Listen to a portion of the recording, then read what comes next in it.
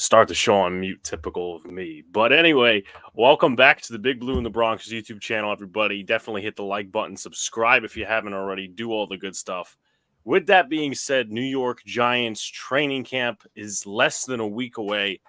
I'm very excited, not just because it's football, but because my other teams aren't doing so well. But with that being said, we have a special guest for today, Mr. Lance Medow of SiriusXM Radio, and also he does a lot of stuff on the Giants YouTube channel, the Big Blue, I think it's Big Blue Kickoff Podcast or something along those lines with Paul Dottino, John Schmelk, a lot of the other guys that go on there as well. But Lance, how are you doing, my man? We appreciate you coming on.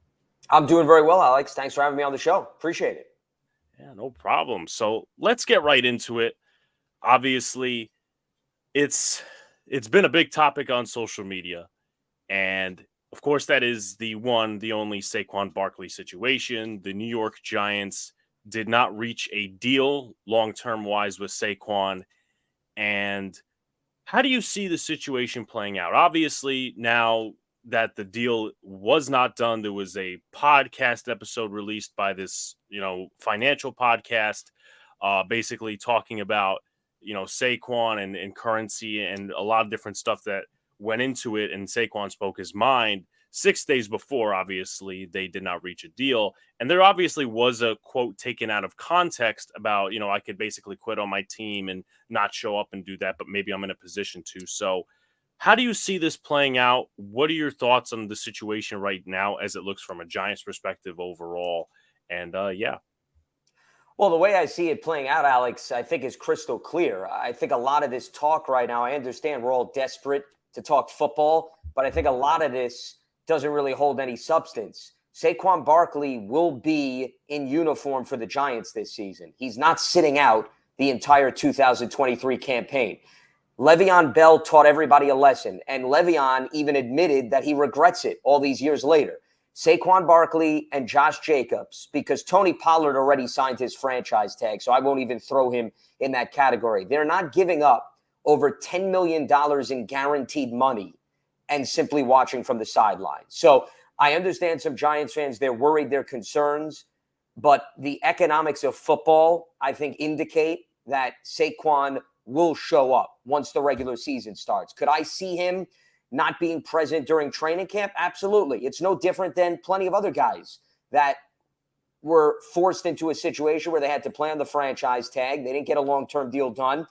There's no benefit from Saquon's perspective to show up to camp, God forbid, hurt himself, and put his contract perhaps for next year or the year after in jeopardy. So it wouldn't surprise me if he doesn't show up for training camp. But once the regular season starts and the Giants have every right to dock his pay, he's going to lose money every single week in which he doesn't show up and doesn't play.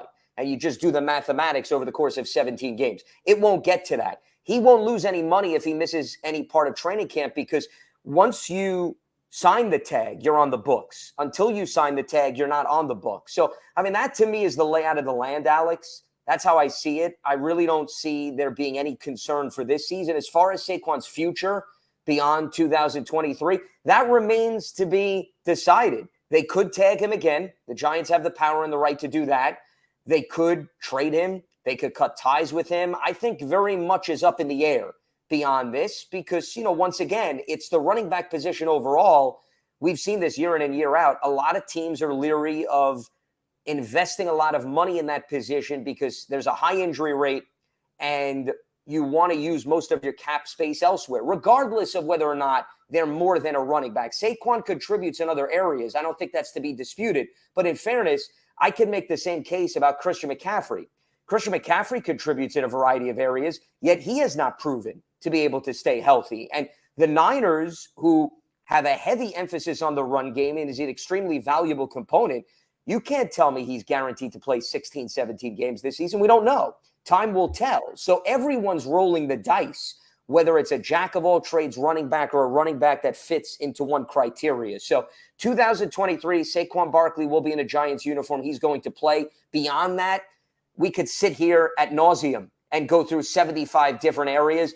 my recommendation would be let's get through the 2023 season. Then we could do this conversation all over again in 2024. Essentially, yeah, you're correct on all points. And my whole thought process, I mean, obviously, as a Giants fan, and even inside the building, you would like the deal done, whether it's, the Giants conceding money or Saquon just lowering his offer a little bit. But I just don't see where the Saquon team has leverage. Obviously, there's speculation that his team, in terms of agents, may have really, upped the bar when the bar wasn't that up. We saw Joe Mixon revise his deal with the Bengals Sure. over the past, week and a half. Obviously, you mentioned Tony Pollard. And obviously, yeah, you saw Austin Eckler and Derrick Henry kind of ride the Saquon side as well as Josh Jacobs. But also as well is there's two different things, in my opinion, that come to, why the running back position is not being as valued as much. And also to go into the conversation that I was just referencing with all the different contracts, Miles Sanders got, I think, 6 or 9 million a year, and that's not even average. Dalvin Cook remains a free agent. Zeke Elliott remains a free agent. There's 4 contracts that really stick out to me when it comes to the running back position, kind of, turning into I can't say trash can, but it's just the stock is plummeting. Todd Gurley, Le'Veon Bell, as you mentioned beforehand, Zeke Elliott, and David Johnson. All those contracts were precedents to kind of what the situation is right now. Plus the fact that there's a lot of rushing quarterbacks in the NFL, a lot more mobility. So just it remains to be seen. Of course, we all hope a deal can get done at some point. So moving past the Saquon situation, I want to talk about injury progression, and we saw this a lot with Giants rookies last year. I don't know what contributed to it. I'm not going to speculate, but a ton of rookies from the 2022 class suffered season-ending injuries. I've heard reports about Wan'Dale Robinson as of right now, but the two I'm really wanting to see in training camp, and I'm also wondering what happened in minicamp too, make that 3 players, Marcus McKeithen, DJ Davidson, and Darian Beavers. Any particular idea on where those guys are at in terms of rehab and how ready they will be for training camp, or maybe even the regular season too? Well, I think it goes down to when they were both injured, or all 3, I should say. So Beavers suffered the injury in the preseason, tore his ACL, has been doing a lot of work on the side. McKeithen also suffered an injury prior to the season, whereas Davidson was more of a little bit into the year. I would say whenever you have an injury well before the previous season, I think that bodes well that you should be on the right track to be able to contribute once the regular season starts. But Alex, to answer your question, I don't think we're going to know for sure until training camp and the preseason starts, because remember, they're not going to throw any of these guys out during the spring. There's no contact, there's no pads on, so you don't really benefit from that standpoint. Everybody's just on their own pathway in terms of rehab. Let's see what level of engagement all 3 of these guys take part in with respect to the activities on the training camp front of the preseason. I think if they get into training camp practices in the preseason, what I mean by that is they're actually competing against their teammates, then the track record would be encouraging, that hopefully they would be ready to go. If they're doing a lot of work on the side and they don't take part much in a preseason game or training camp practices, then that could perhaps mean there may be some limitations at the start of the season. Remember, all of these players are candidates to be put on the PUP list, the physically unable to perform list. And until they get taken off the PUP list, they're eligible to move to the regular season PUP list, which would then mean that they'd have to mix X amount of games, but then could return at some point. So I don't think there's any definitive timetables for any of them. I will say this, of the 3 players you mentioned, Beavers is the one that has the most value, because now that Jarrad Davis is done for the season, veteran middle linebacker, Beavers is one of the candidates to replace him, in addition to Micah McFadden, who also is a young player on the roster. And when Wink Martindale was asked about who's stepping up, he unsolicited mentioned Micah McFadden's name. But Beavers was drafted because he was Mr. Versatility in college, and he, I think, can be utilized sideline to sideline, middle of the field, near the line of scrimmage. So he holds the most value compared to all of those players. So that's the guy that personally I would be keeping close tabs on, more so than any of the others, because I think McKeithen and Davidson are more rotational, battling for opportunity players. Beavers is a guy that could very well be on the field for all 3 downs, depending on, of course, how often Wink Martindale employs multiple linebackers. Absolutely. And sort of I would say, prequel slash kind of a cliffhanger to one of our subjects as we go on later on. And I just thought I'd throw this in for the next question. Obviously, Davis Webb was the third quarterback last year. Instead of bringing him back, he's obviously doing some other stuff now. I think he's the quarterback coach in Denver. Sure. Tommy DeVito, the quarterback from Illinois, is the third quarterback on the rosters of right now. Anything that stands out with DeVito in terms, and now obviously we'll see if he makes the roster because we have to see him in preseason games and training camp as well, but anything special stand out to him from what he did at Illinois? Well, he was a veteran quarterback from the standpoint of in college, he got a lot of experience in multiple programs that he played for. I wouldn't necessarily say anything in particular stands out, and I think we have a big problem if the conversation entering this season is going to turn to the perhaps third string quarterback. I don't think you ever want to overanalyze that position. I think they're in good shape.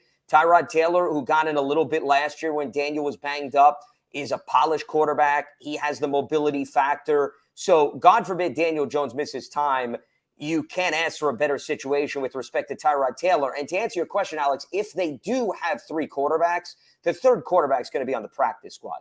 They're not keeping three quarterbacks on the active roster. And that new rule that everybody is talking about with respect to what came out of the Niners playoff game when multiple quarterbacks went down, you have to have that quarterback on your active roster. He has to be on the sideline in uniform, and he has to count against the active guys. And then you can bring him in the game in the event that you go through the other two quarterbacks and they're not eligible. So, just think about what it would take to even entertain the idea of Tommy DeVito getting into the game. But he may not even once again be on the 53-man roster more often than not. So if anything, he's a developmental piece. He's a player that will probably see a lot of preseason opportunity because they want to see what he could do within a game setting. But as far as realistically contributing to the 2023 team, if we get to the point where we're talking about Tommy DeVito, that means that Daniel Jones and Tyrod Taylor are sidelined, that I don't think there's any Giants fan that even wants to entertain or go down that road. Very good points all across. And slowly diving into the rookies, I know my answer on this. This was a big thing before the Giants headed off into summer break, obviously before training camp, which is coming up. And the outside media, they made a big concern about Jalen Hyatt with the third team coming in.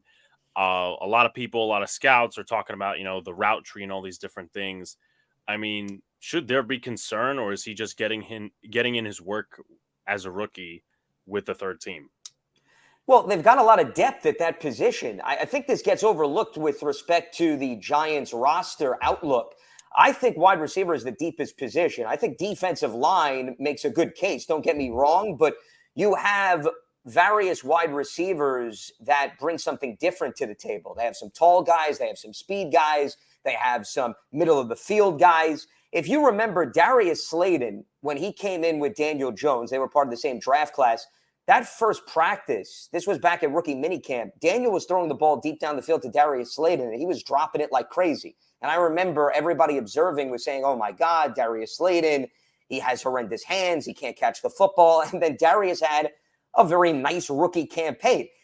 This is, once again, going back to Alex, when there's no football to consume, we overanalyze very dry periods of the offseason. For one, I don't get caught up watching a practice and jotting down, okay, this quarterback had 5 completions, so that means that he's going to have a 70% completion rating once the regular season starts. It's practice. It's OTAs. They're going against the wind. There's no pads. We're reading way too much into when a wide receiver gets on the field, what team he's with. Jalen Hyatt barely had the ink dry on his rookie contract, and we're already panicking that he may be working with the third team. Let's see what happens during the preseason. Let's see him go against competition that is not in Giants uniforms. We know what Jalen Hyatt did in college. And I spoke to the interviews up on the Giants YouTube page and their website, Alex-GajovichProtich, who was his offensive coordinator at Tennessee, who's now the head coach at South Florida. We had a very in-depth conversation about all the talk about the routes and the concern. And he said, they put him in a position to thrive within that Tennessee scheme. And from a work ethic perspective, he did everything that they asked him to do. Are the Giants going to ask him to do different things? 100%, because this is not the Tennessee offense. They're going to put him in different spots. They're going to ask him to run different routes, but he gets check marks in terms of what Tennessee asked him to do. I think he answered that call and then some. And all you have to do is go to that Alabama game, which Joe Shane saw in person on the sideline, and he spoke about it this offseason. And you saw the speed front and center. So I'm more concerned, if I'm the Giants, about what he does when they put him within whatever confines of the playbook they're going to throw his way, not what he did at Tennessee. And keep in mind, he's got a lot of competition. So it would not surprise me, Alex. I'm not expecting Jalen Hyatt to get on the field and all of a sudden play 85% of the snaps. It could come down to game situations. It could come down to defensive back matchups. Remember, last season, there were games where the Giants threw a little bit more than they ran, and there were games where they just ran the ball nonstop. You're going to see a lot of that this season. Darren Waller's here. There's going to be games where there's a heavy emphasis on him. There's going to be games where all of a sudden Wan'Dale Robinson may be the go-to guy, like we saw against the Lions. It's going to fluctuate because of the versatility they have in the receiving core, and Hyatt's going to be a product of that. Definitely agree. And it, as you mentioned, the depth, like Paris Campbell, they brought in Jeff Smith. So yeah, he is going to have a lot of competition. And I think it was just because a lot of different people, scouts and, other people combined, they valued him as like a first, potential second round, but he fell to the third round and the Giants got him there. So I don't think there should be as much pressure on him as, everybody seems to put on him. But once again, we have yet to see training camp. We have yet to see the regular season and all that sort of stuff. Well, Alex, real quick, I didn't mean to cut you off. I think you bring up a good point in terms of the pressure on him. Once again, it goes back to how many snaps and how much playing time these players are going to get. Realistically, if you look at the layout of the land, we know Isaiah Hodgins is going to be a mainstay. Darren Waller is essentially a pseudo wide receiver, especially in two tight end sets when Daniel Bellinger is on the field. Wan'Dale Robinson, I'm very high on. He barely played last season. Before he even tore his ACL, remember, he had the knee injury he suffered in week 1. So we're naming multiple guys. It's possible that Hyatt could be very well a complementary weapon as opposed to one of the top 3 targeted players on the Giants roster this season. Yeah, definitely. And you touched on it before a little bit, and we're going to move to that position. I mean, we'll get into roster competition and positional battles in a bit, but just to peek in there once again a little bit, the Giants drafted Jordan Riley in the late rounds. And to me, he's an interesting player, but I can't say it's a lot to be desired, but he's had a ton of college experience. Like, he's been at 4 different colleges, I think Nebraska, Oregon. He went to a community college 1 year and then North Carolina. Is there and now, obviously, once again, yet to see training camp into preseason. Maybe he proves me wrong. He's played at 4 different colleges, mentioned that, minimal game experience. The Giants have a lot of depth on the defensive line with, obviously, Leonard Williams, A'Shawn Robinson, Raheem Nunez-Roches, Dexter Lawrence, who they just re-signed, and then possibly DJ Davidson coming back. Is there a possible shot that he might not make the roster once again if there's poor performance, kind of like Chris Slayton did in 2019? Because there's also Ryder Anderson and Kobe Smith and Vernon Butler who fall into the mix. Oh, I think you bring up a great point. Yeah, I think he's far from a lock to make the roster. You mentioned he was a journeyman in college. I think he's known more for his run-stopping ability than getting after the quarterback. So if they expect to get anything from a pass rushing standpoint, they're going to have to develop that. You mentioned a lot of names, and it goes back to how much is Wink going to keep some of these players on the field? Because keep in mind, when Dexter Lawrence came off the field last season, and this is why the run defense struggled, teams said, oh, you taking Dex off the field? We're going to run at his replacement. What they did this offseason is they improved the depth behind Dexter Lawrence, A'Shawn Robinson, Nacho. Now, those 2 guys are going to help. So if you want to give Dex a breather, you turn to one of those 2 players that should assist. Ryder Anderson has reframed his body and had some really nice flashes thus far with the Giants. Vernon Butler's a former first-round pick of the Buffalo Bills. DJ Davidson is a guy we already talked about who had his rookie campaign interrupted. Maybe he gets back and carves out some snaps. So we must have named a good 6, 7 guys. Yeah, I highly doubt there's then room on top of all of that for Jordan Riley to get into the mix. So Jordan Riley could very well be a practice squad player this season who may get some call-ups here or there. And remember, whenever you're taking a player that late in the draft, more often than not, it's a developmental player.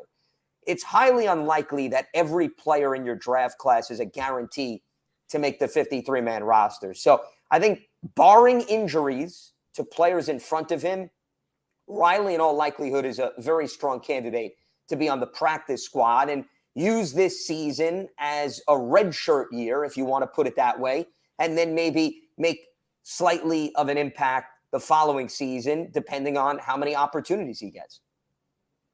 Yeah, definitely. And then before we get to positional battles, one more question.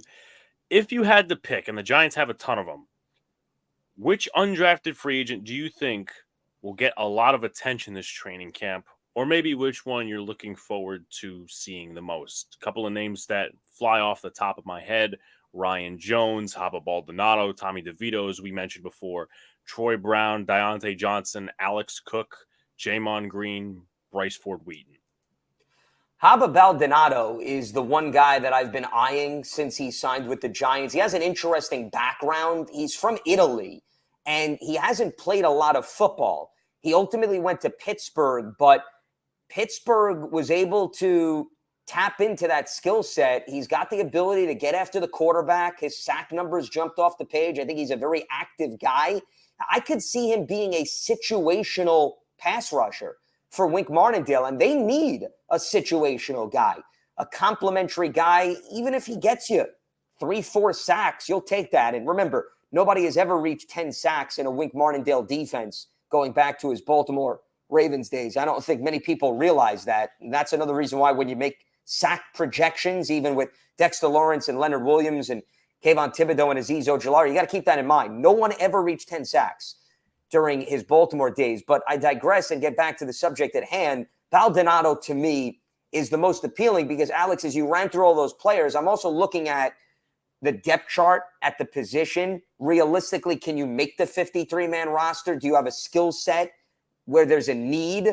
And I keep coming back to Baldonado. I think that's the guy. And remember, he's got to deliver in training camp and, most important, in preseason games. But he has the appeal because of what he did in college, and he's raw. I like players where you're not necessarily fully scratching the surface yet because their growth as a college football player is limited. And once again, normally you look at most of these players, they played in middle school, they played peewee football, they played high school football.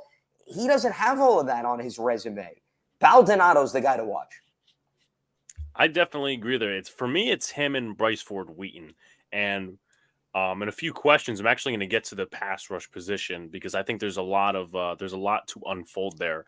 But one of my biggest questions is this, and this is something that remains to be seen because one of these guys is coming back. He had a very good season for the Giants last year. Many people didn't expect that.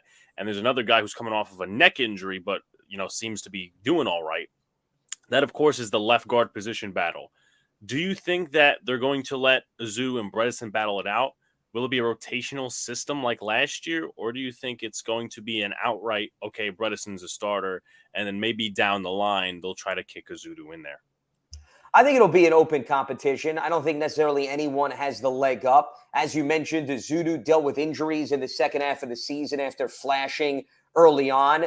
Remember, the appeal about Azudu is also he could play multiple positions, which he did at North Carolina. Now, I know he wasn't put at center, but they may need him as an insurance policy. Bredesen can also play at center. They're somewhat interchangeable, and you're going to need some insurance to John Michael Schmitz. And whoever you keep as your 6th, 7th, maybe 8th offensive lineman, they have to have the ability to play multiple positions. But to go back to your question, could they rotate in the early stages of the season if no one in particular stands out? Sure. But I don't think if you ask most offensive line coaches and teams, if they can avoid rotating you're going to do everything in your power to do that, specifically on the offensive line. It's one thing to rotate running backs, wide receivers. It's another thing to rotate a position where chemistry and being on the same page. And keep this in mind, Alex, if you're going to have John Michael Schmitz be your starting center who hasn't played one NFL snap, it's more of a reason why you want him to play next to a consistent left guard. I think you really don't want to have every other drive, every other series be a different player that he has to get on the same page with. So Bredesen, to me, going into camp, I would say Bredesen 1A, Ezeudu 1B. But until I see what goes on during practice with the pads on and during the course of preseason games, that could very well change. But I think from what we saw in the spring, to me, Bredesen has the slight edge, and also the fact that he played more in the second half of the season. But I think Ezeudu has a legitimate shot. If he has a very impressive camp, to me, they're not locked on to one specific guy.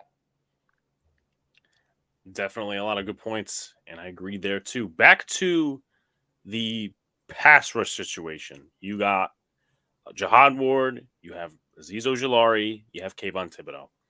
Giants re-signed O'Shane Ximines. Tamon Fox is coming back for another year.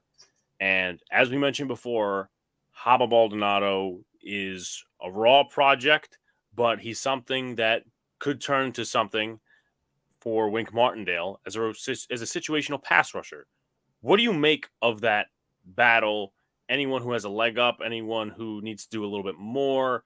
I was reading some stats the other day that Tamon Fox, he wasn't very good in terms of tackling. I think he missed 18.5% of it's like missed tackle 18.5 rate or something like that. But we know O'Shane Ximines, he's only a situational pass rusher, where Baldonado, what do you make up of the backup rusher battle heading into camp?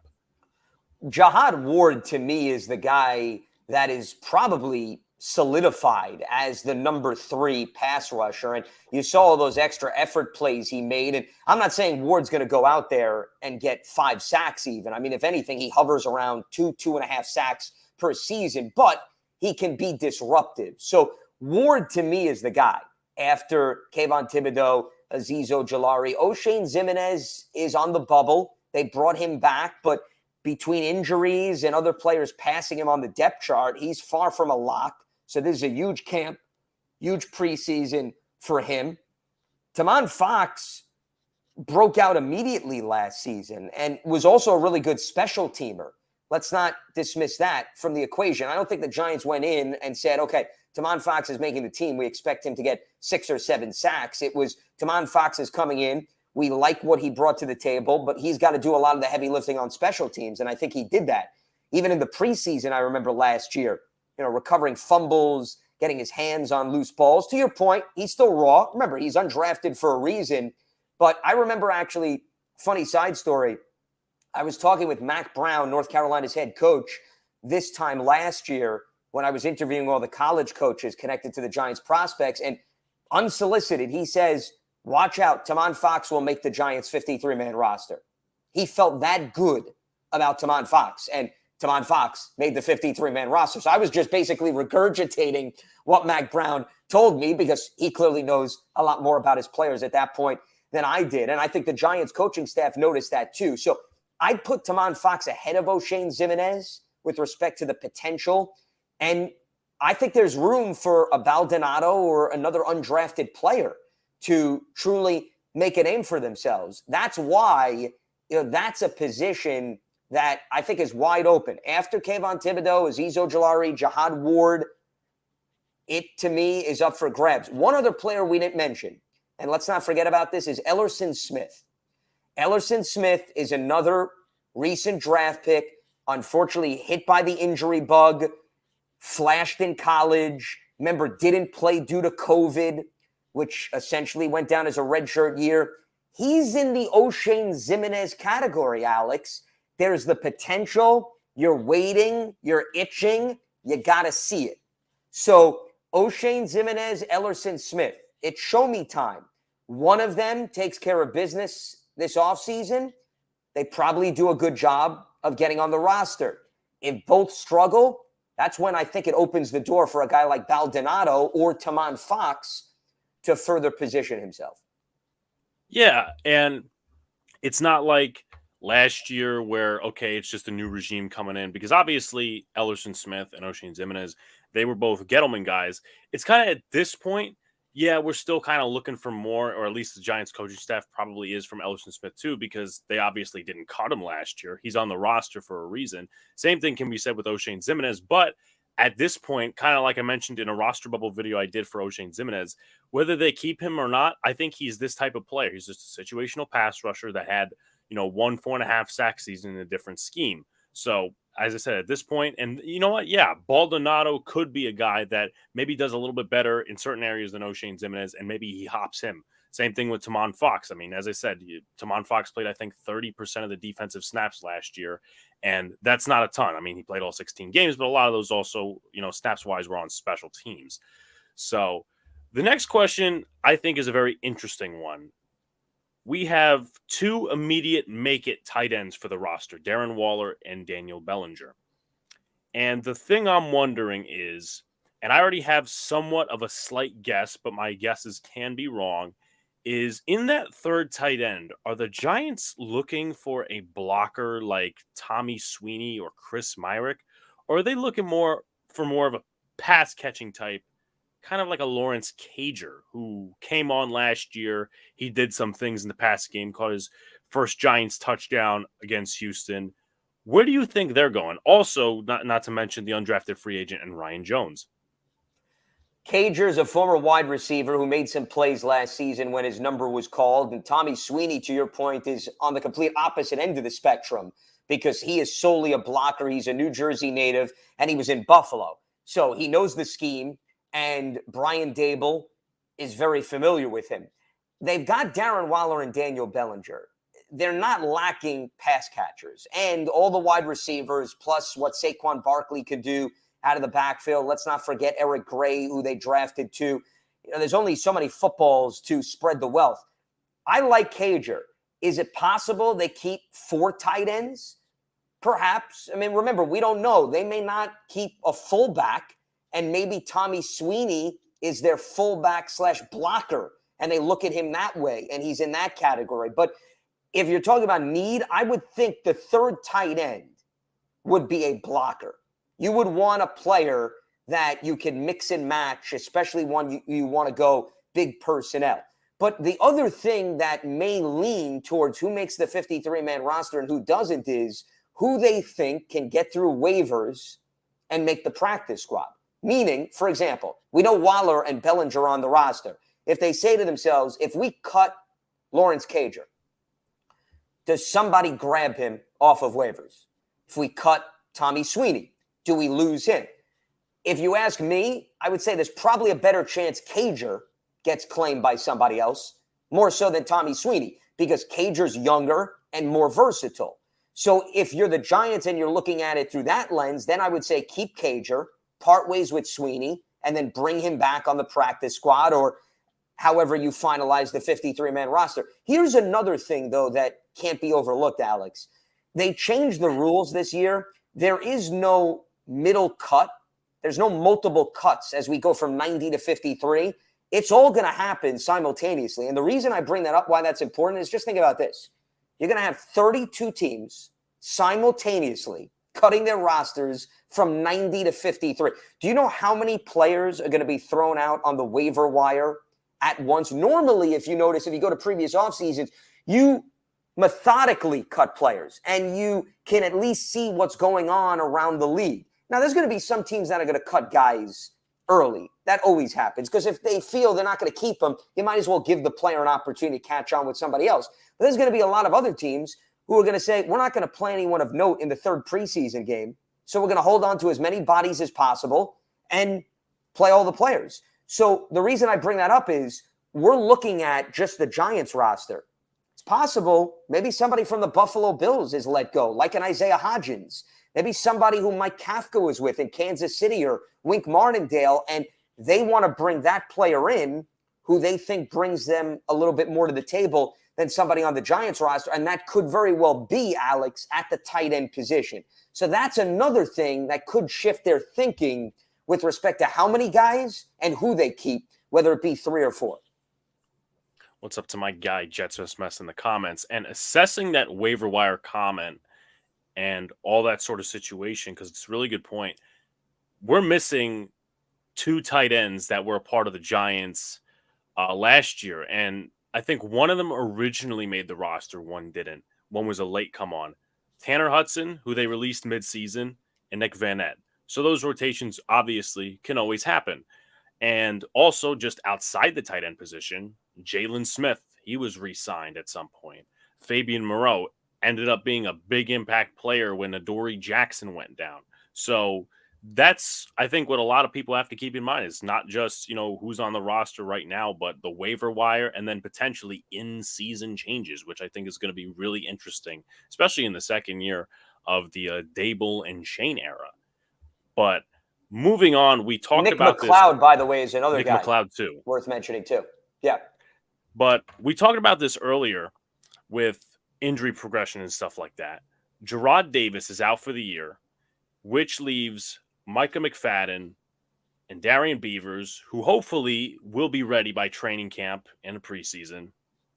Those two guys are going to be competing for what looks to be the spot next to Bobby Okereke, but also it could be just a rotational spot. Now, that may leave one or two spots open. There's a lot of guys that factor in. Two undrafted free agents in Troy Brown and Deontay Johnson, and then two guys that have been here the last few years haven't really gotten a ton of snaps on defense, but more special teams in Carter Coughlin and Cam Brown. Who do you see really making an impact or getting the most of the attention out of that core four now that Gerard Davis is basically done for the season? This goes back to roster management and the numbers game, because the way that I'll go about answering that question, Alex, is, and I've heard a lot of people start to speculate, what does Davis's injury mean to the linebacker position? How many times is Wink Martindale going to have multiple linebackers on the field? That's the pressing question. If he goes extra safeties, extra DBs, the value of keeping 5 or 6 linebackers, and I'm talking about interior guys, not pass rushers, diminishes.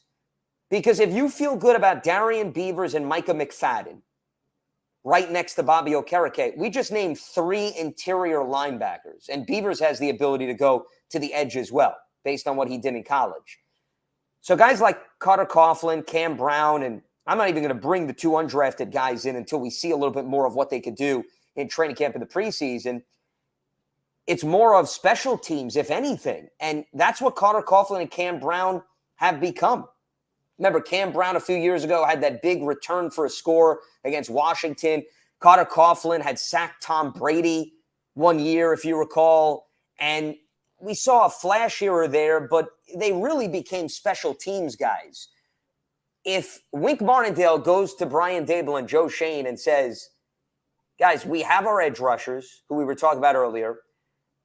We're in good shape with Micah McFadden, Bobby Okereke, and Darian Beavers, assuming they all hold up health-wise. I could see 1 or 2 of those guys maybe going on the practice squad and maybe not even making the 53-man roster. It goes back to O'Shane Ximenez, Ellerson Smith, Carter Coughlin, Cam Brown. All of these players are in the same category, Alex. It's show me time, because you have a new general manager, a new coaching staff, a new draft class coming in, the potential of undrafted guys emerging, the potential of off the waiver wire, new faces being brought in. You add all of those other factors up, unless they start to prove that they can be reliable options on defense, I'm just having a hard time finding spots for them, especially within the defense. So whenever anybody has asked me about interior linebackers, my response is, I don't think Wink Martindale is putting those guys on the field very often. So therefore, if you're only seeing 2 linebackers at max on the field, Bobby Okereke, we know, is an every down, 3-down linebacker, and maybe a Beavers, maybe a McFadden, then the emphasis on the DBs and keeping more safeties and slot guys, like a Bobby McCain, for example, who could play in the slot and safety, more so than any of those interior linebackers that you mentioned. All correct points there. And you talked about Bobby McCain. going to slowly slide to the safety position. Last year, Dane Belton did not get a ton of second half play. Apparently, he got injured and was dealing with something. However, you come into this year, Julian Love is no longer a part of the team. Do you think he's facing any stiff competition as of right now? And obviously, there's obviously the rotational factor, but do you think he's facing any stiff competition right now as far as starting off the season wise or getting more snaps from a guy like Jason Pinnock, who they claimed off waivers last year and ended up being a solid piece for the Giants? Also factor in Bobby McCain, who you just talked about, and Javarius Owens, who they drafted with their last draft pick in the draft. So do you think he's facing any, I mean, he'll get playing time, but do you think he's going to face any stiff competition in terms of majority of the snaps? I don't. Owens, who you mentioned, the draft pick out of Houston, I look at him as mainly a special teamer. And Bobby McCain could be that versatile player that Wink operates differently game to game, meaning one game he has him in the slot, another game he has him as the third safety.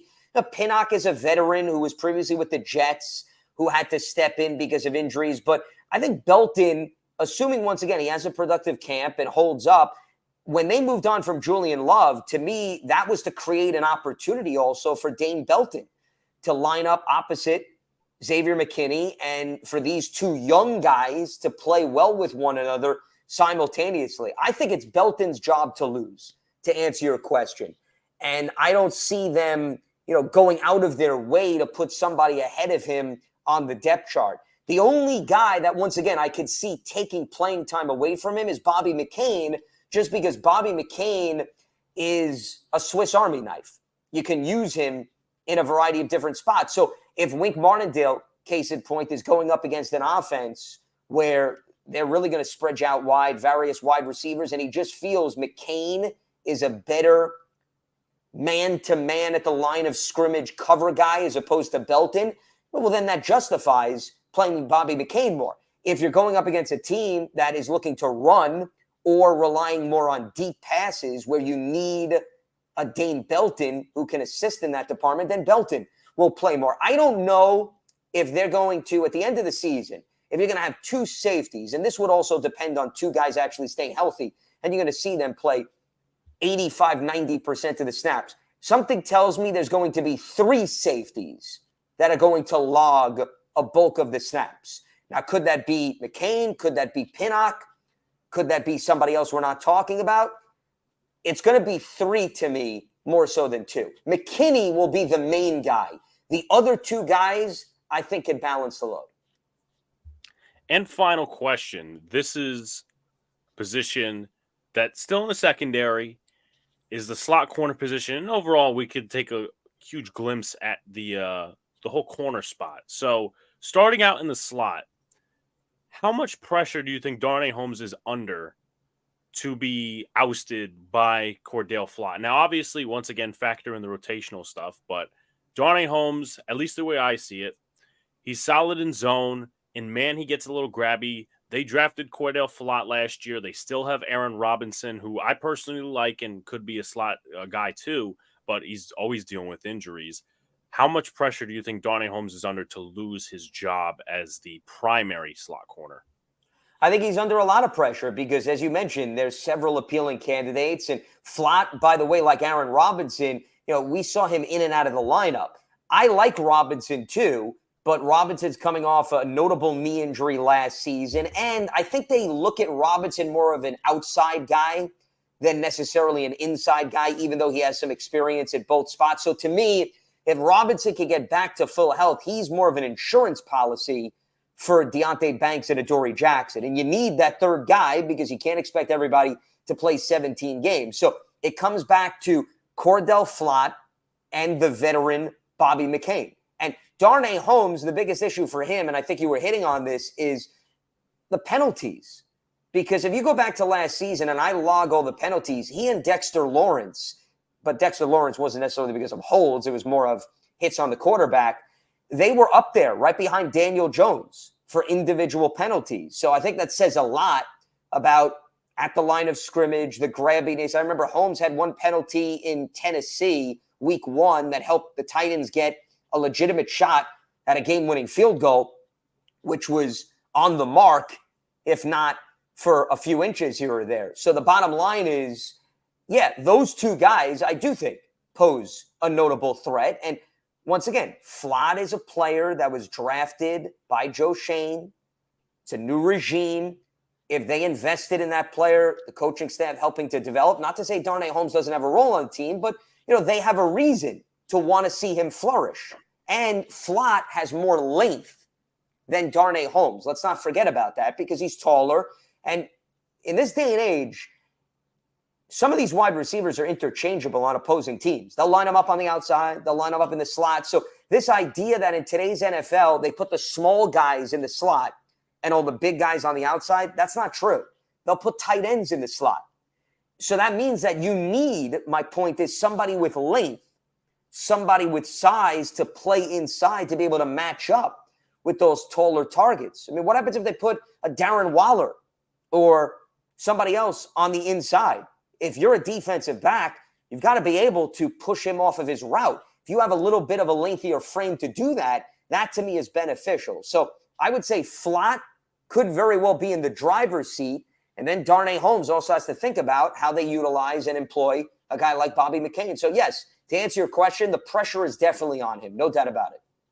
And just an overall view, because you brought up a lot of good points about the slot corner position. Just an overall view of the cornerback room too is I look at four guys. I mean, one guy is probably not going to make the roster. Maybe practice squad is Zion Gilbert, who saw some time. He gave up that touchdown to Jahan Dotson against Washington last year when Darnay Holmes was out. But I look at Robinson. Obviously, I think he may or may not make the roster. I think it's a game of inches there. Cordell Flott, we already mentioned. Flott and Robinson have proven they could play the outsider. Holmes right now is just like, he looks like a slot guy. So I think he has to try to make himself more expendable, maybe on special teams. Now, I think Holmes is going to make the roster because you can't argue against the experience that he's brought. And he's an overall solid depth piece. I mean, if he was injured all the time and, all these different things, then you're probably not considering him to make the roster. But, just to get more playing time, he might have to make himself expendable on special teams. I remember, I think in college, he was doing kick return and punt returns. But overall, in terms of the corner position, I mean, you got Deonte Banks, Adoree Jackson. They brought in the vet in Monty Oruwariye, the rookie Trey Hawkins. Who are some of the guys that, have to prove it this year in order to make the roster? I think Rodarius Williams, but in my personal opinion, he might already be far gone because of the comments he made on social media last year. Not to mention Aaron Robinson, too, like we've been talking about, because as I said, I liked Aaron Robinson coming out of college, but he has not been on the field. Well, Rodarius Williams is another guy also that has struggled to stay on the field, too. So Williams, he has to prove durability-wise that he can hang in there. I think that's the number one thing with respect to his viability moving forward. As far as other guys that are facing the pressure, or it's a significant camp, if you want to word it that way, Cordell Flott is a third-round pick in 2022. So we know that, it's a big year for him, but I don't think the pressure is on. Anybody who was undrafted is far from a lock with respect to that position. And anybody that we went over that was drafted by, once again, the previous regime, Dave Gettleman and company, I think can't feel secure. So Rodarius Williams was a sixth-round pick in 2021. Aaron Robinson, third-round pick in 2021. And Darnay Holmes was a fourth-rounder in 2020. Those are the three guys I think you need to focus on, because we're talking about two players that have been in and out of the lineup and another player, Darnay Holmes, remember, 2020, 21, 22, 23. Alex, this is the fourth and final year of his rookie contract. So forget the Giants. Holmes is also putting it all on the line in terms of what's the next step in his career. Do the Giants give him another contract? Or if he hits free agency after this year, that means he has to become attractive for other teams. So I would say it probably all comes back to Darnay Holmes. Would I be surprised, though, if Darnay Holmes doesn't make the 53-man roster? Absolutely, because I think what Holmes holds over those other players we talked about is, and you were alluding to this, Holmes had special teams returns in college. And if you actually look at, not the Giants, because they haven't released an official depth chart, but some of these other websites, they still list Adoree Jackson as a punt returner. And I don't think that's going to happen again based on his injury last season. And Darnay Holmes is listed right behind him.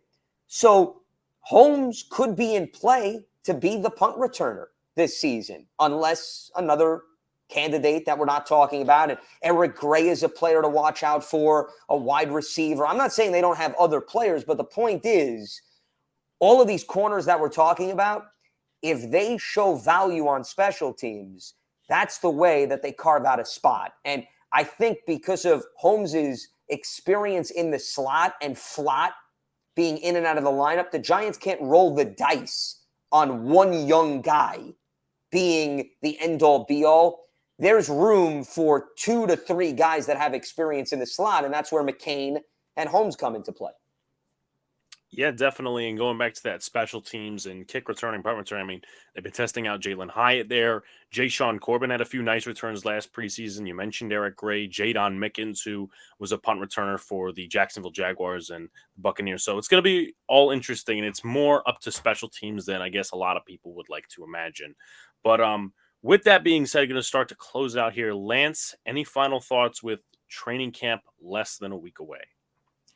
Well, as far as final thoughts, it's just going to be exciting from the standpoint of, A, we're actually getting back to football, which is nice after several months off. And I do think that there's some depth in a variety of different positions this season, which maybe the Giants haven't had the luxury to throw out previously. So the battles at wide receiver, there's a lot of guys that are not making this roster. And the Giants are going to have difficult decisions to make. And that's a good thing.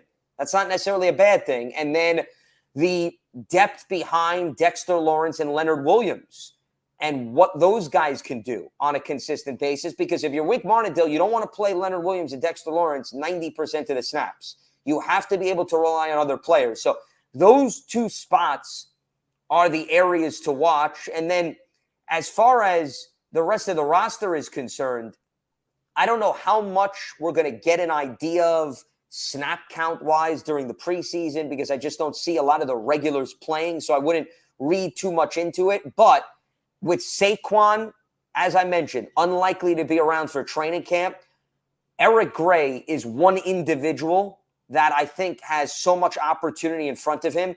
Barkley's not playing. Breida's not playing because he knows the system and he's a veteran. So Gary Brightwell and Eric Gray. And we saw Brightwell benefit during this time of the year last year, but I think it's going to be the Eric Gray show. I think they're going to play him a lot during training camp. They're going to throw him out there during the preseason. That's good, because in the event that Breida or Barkley gets hurt, you're going to want to feel as if you could throw somebody in there that could handle the bulk of the snap. So one individual is Eric Gray, who I think could capitalize fully. And the other guy as a second candidate is Colin Johnson, who I think everybody's forgotten about at wide receiver because he was hurt last training camp. And here is a guy that adds a lot of length and experience that is almost the forgotten individual, the stepchild, if you want to look at it from that standpoint. And I think if Colin performs, he's got a very good chance of making this roster. So don't discount him from the conversation. I'm very excited about Colin Johnson. He's coming back, second, year with the Giants in this new regime. This adds a little bit of speed in addition to being 6'6". I'm personally excited. But with that being said, shout outs to Blue City. He says, in my opinion, I think Gary Brightwell should get more snaps on the field. I think he definitely will, special teams. And the fact that he was a kick returner last year only adds more value to the cause of possibly him making the roster. But with that being said, going to close it out here. I would most like to thank Lance for coming on, taking the time out of his day, having a pre-training camp discussion. Would like to thank the chat for coming out on a Thursday evening, I would say. But like, comment, subscribe to all the good stuff. We appreciate you guys. I threw Lance's Twitter in the chat. Also, you can catch him on SiriusXM Radio, and he does a lot of stuff on the Giants YouTube channel and also WFAN. So we appreciate you guys. We will see you next time. Have a good night, everybody.